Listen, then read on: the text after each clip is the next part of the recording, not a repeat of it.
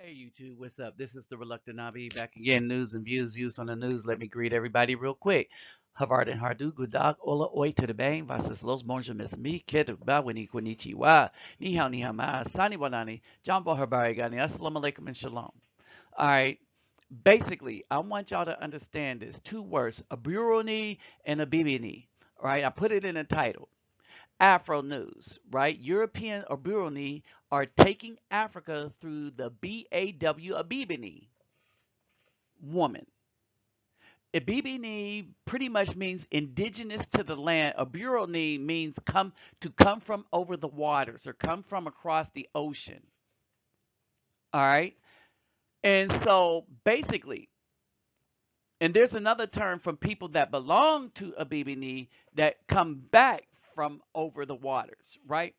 But basically, what the Europeans found out is that the BAW will sell their birth because they don't have the birthright. It's to their men.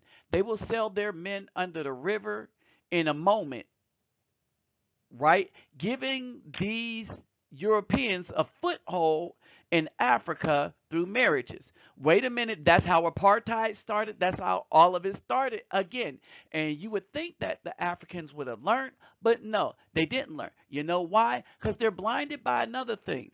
They have been indoctrinated with the demonic Christianity. How do we know this? You'll hear a quote from Desmond Tutu later, right? But let's get into this. What's the biggest problem? Missionaries, right? But first, all right, y'all know what time it is. Let's get those thumbs up, like, share, subscribe, click that notification bell. Yeah, and you know you got to click them to catch the impromptu live shows, okay? My to donate, my PayPal me link will be in the description box. Just click on the link, and remember, still take care of yourself and family first. Shoot, got to sneeze. All right, y'all know what time it is. All right, so let's get on with it. Missionaries, right? We get missionaries to drill Christianity into a people that should know that this mess is false on its head. How do you take on a religion from the people that did all the murderous things that they did in the name of said Christianity and you know the history? How dumb are we as a people?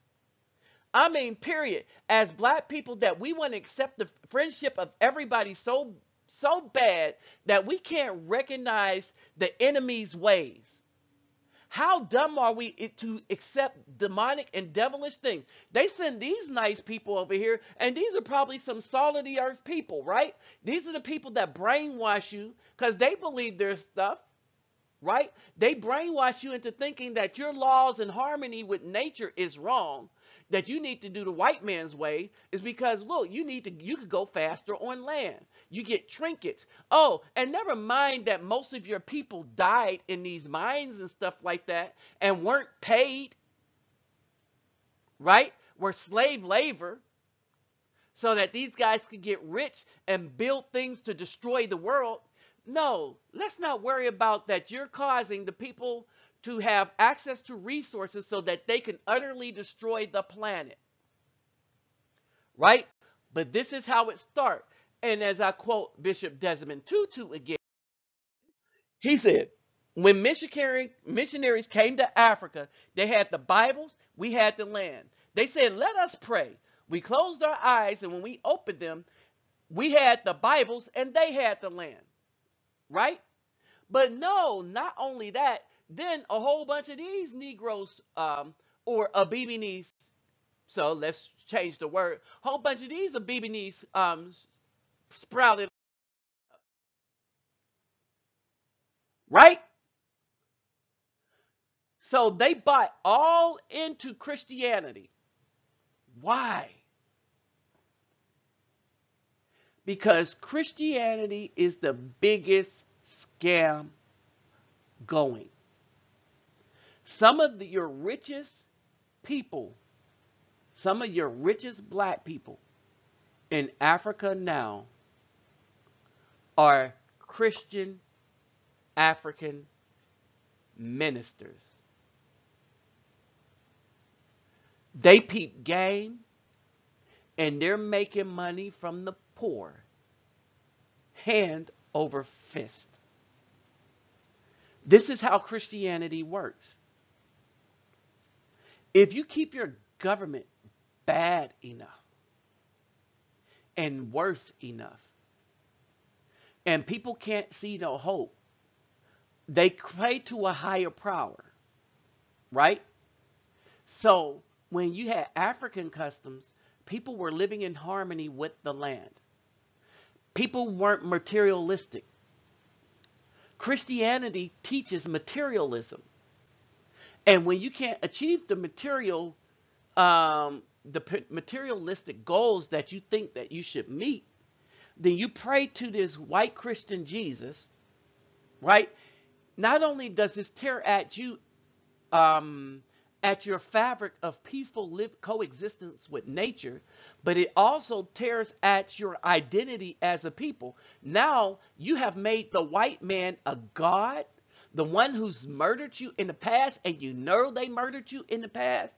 You know they were unrighteous in the past, and they're unrighteous in their present state, right? But what you do is you get a whole bunch of, how do they say it? You get a whole bunch of popular men. All right? That men that have that je ne sais quoi. All right? They don on Christian robes. They even keep some of the African themes in them. Oh, and don't think some of them older black women ain't going to get in on this game. All right? Because everything about Christianity is giving to these men. These men then keep part of the money, but then they give part of the money back to the white people. That's how it works. All right? Already pointed out in another video how this works. And just in case you didn't get it, let me point it out again. All right? Remember, when white people brought on over Christianity, they even divided that up. So now, not only do you not care about your family now, but you care more about the white man's religion than your own relatives. Understand this. Now, within the white man's religion, you pick a branch of it, so now you're divided even more. Here, let me show you how that works. So this is how this works. You have the religious beliefs in Ghana. Now, they are, 70% Christian. Right? So they got rid of their ways and they took on white ways. So the first thing that starts to happen is you got the pastors, the men, not most of the men in Ghana, right? Because if most of the men in Ghana would wake up, they would be able to stop this, right? But by the time they get ready to stop this, the pastors who don't really care, because as you become a Christian, and especially a mega pastor, you only care about the money. You do a little bit for the people, right? But you don't care about the white people coming in because you want what the white man wants. These black pastors, right? So then they sell out for the money, all right? Because now Christianity teaches the love of money, not a family. You don't love the family anymore. Your job now is to convert the family. If you can't convert them, then you ostracize them. This is what Christianity teaches. All right? Christianity is destructive to all nations that it comes to. Why you think China don't want it there? Right? And so, here's the ranked belief system adherence among population in Ghana. Pentecostal got 28%. Non-Pentecostal got 18.4%. Let me tell you the difference between that. The Pentecostals say the non-Pentecostals ain't going to heaven. The non-Pentecostals pretty much say that most of the people are going to go. Roman Catholics pretty much don't care one way or the other because the Pope is so rich. The other Christians, they're divided from the Roman Catholics. None of the 11.4% of other Christians, non-Pentecostal Christians, and Protestant Christians do not consider the Roman Catholics Christians. They will go and out of ignorance say, well, the Roman Catholics are just Catholics, but they don't understand that the word Christian comes from the Roman Catholics, right? The only person to be the person that coined the phrase Christian was Constantine. All right, he's the one that did that. This was just the Holy Roman religion under the Flavians before it turned into Christianity. And then they spread that by the sword. Now they spread that by conniving. Right? And they tell you that this Christian system is a better way. Oh, but guess what it allows them to do? Now that you're separated only by religion and not by family, not by culture, not by tradition, but the tradition that you're following is from the white man who did all the evil that they did to you. But then they say, oh, we're peaceful people. That our evil that we subjected the world to is not as evil as family fights. Right? When you look at this, right, Ghana is going to give away their land and resources to these white men, and this is how they're going to do it. As Tutu said, when we opened our eyes, we had the Bibles and they had the land. All right, now they have the Ghanaian women. Because the black women everywhere are the first ones to sell out. And once the white people get a toehold, all right, it's not going to be nothing nice. You think it's going to be something nice, but it's not. The white man realizes, understand this, the white man realizes that his seed is his seed. And whereas these light-skinned babies that these women are looking forward to having are going to be considered African, these white men are going to make sure that these light-skinned babies, because they're his seed, is going to be above the dark-skinned babies. How do we know this? This is how they do everything everywhere. Look in the United States. Look everywhere they've been. All right? But what's happening is not only that, now they're going to have a toehold on the land. As black women in there joyously give themselves away and give away their culture, but they've already been done away. This black woman is no longer an African. Oh, she's an African by blood and stuff like that, but not by culture.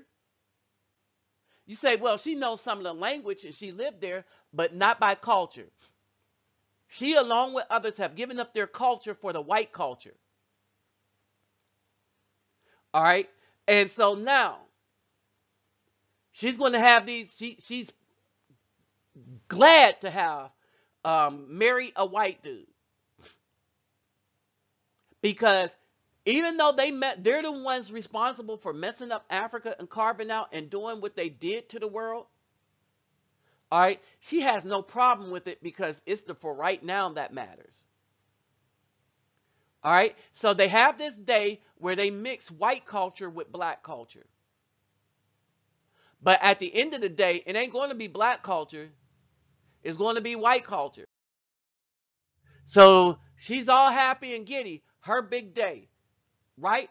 But this is endemic of what's going on in the country, period. So they take some African robes, put them on a white guy, and the white guy don't care. He like, cool, all right, we in. Right? He's going to be working these business deals and stuff like that. Right? And they're doing this all over the place. This doesn't even look right. These are the same women that hate Black American men, or do they? Ugandans that come to the comment section, let us know, because I started this conversation before. I'm wondering if what would happen if black men go over there.